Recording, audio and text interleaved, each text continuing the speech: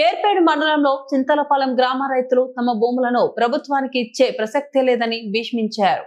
Chintalapalem revenue పరిధిలో survey number 10, 13, 320, 321, 322, 323 లో గల భూములను ప్రభుత్వ అవసరాల నిమిత్తం భూసేకరణకై జరుగుతున్న సర్వేను వెంటనే ఆపి భూసేకరణ ప్రక్రియను విరమించుకోవాలని రైతులు డిమాండ్ చేశారు. తామంతా చిన్న సన్నకారు రైతులమని, ఆ భూములు కోల్పోతే జీవనాధారం ఏదీ లేదని ప్రాధేయపడుతూ సోమవారం తహసీల్దార్ కార్యాలయంలో వినతి పత్రం సమర్పించారు. ఈ కార్యక్రమంలో గ్రామ సర్పంచ్ చింత బాలప్రసాద్ యాదవ్, సిపిఎం నాయకులు వందవాసి నాగరాజు, బాలకృష్ణ, ప్రగతి, శిరీష భారీ ఎత్తున గ్రామ ప్రజలు పాల్గొన్నారు. చింతలపాలెం గ్రామంలో బలవంతపు భూసేకరణకి ప్రభుత్వం పూనుకుంటా ఉంది. ఇది చాలా అన్యాయము, దుర్మార్గము. అక్కడ 10వ సర్వే నెంబరు, 13వ సర్వే నెంబరు, 322, 23 సర్వే నెంబర్లో చిన్న సన్నకారు పేద రైతులు జీవనాధారం కోసం గడుపుతున్న భూముల్ని ఈరోజు లాభాల కోసం సేకరించాలని ప్రయత్నం చేస్తున్నారు. ఇది సరైనది కాదు. రైతుని ఆదుకుంటాం, రైతు పెట్టనని చెప్పి వచ్చిన పరిపాలనలోకి వచ్చిన చంద్రబాబు నాయుడు కూటమి ప్రభుత్వం ఈరోజు రైతుల గొంతులు కోయడానికి సిద్ధపడుతుందంటే ఇది సరైన పద్ధతి కాదని చెప్పేసి ఇక్కడ రైతాంగం, రైతులు, వ్యవసాయ కార్మిక సంఘం, సిపిఎం పార్టీ తరఫున మేము తెలియజేస్తున్నాం.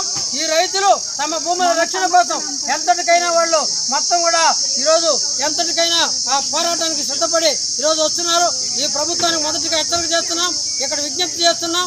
దండోరాలు వేసేసి ఏమీ చేయకుండానే మొత్తం కూడా ఈరోజు మీరు రికార్డు చేయండి అని చెప్పి చెప్పడం అంటే ఈరోజు రైతుల గొంతు కోయడం తప్ప ఇంకోటి కాదు. లాభాలు మీరు తీసుకొని రైతులను ఈదులు పాలు చేస్తారా, అనాథలు చేస్తారా, ఈదుల్లో తోసేస్తారా? వాళ్ళకు బతుకుండాల్సిన అవసరం లేదా? ఈ రాష్ట్రంలో హరియాణలో పెద్ద భూ పోరాటం జరుగుతూ ఉంది, సత్యవేళలో పెద్ద భూ పోరాటం జరుగుతూ ఉంది.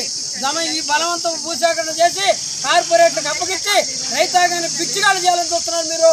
ఇది సరైన పద్ధతి కాదని చెప్పి మేము చెప్తున్నాం.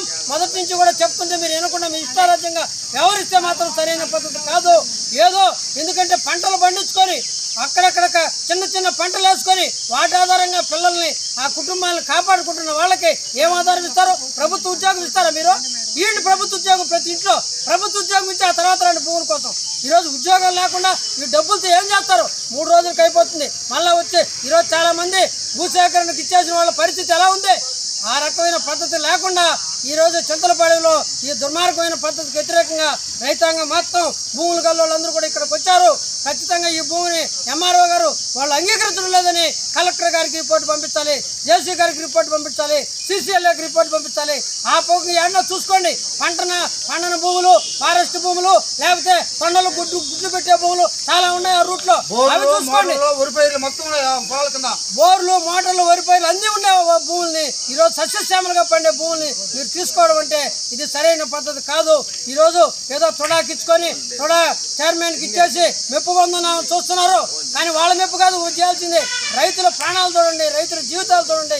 ఇది సరైన పద్ధతి కాదని చెప్పి నేను సిపిఎం తరఫున హెచ్చరిక చేస్తున్నాను. దీని ఎంత వాళ్ళు చేసే రైతాంగం చేసే పోరాటానికి మేము వ్యవసాయ కార్మిక సంఘం, రైతు సంఘం, సిపిఎం పార్టీగా పూర్తిగా మద్దతుగా ఉంటాం. అన్ని గ్రామాలని వాళ్ళకి మద్దతుగా సమీకరిస్తాం.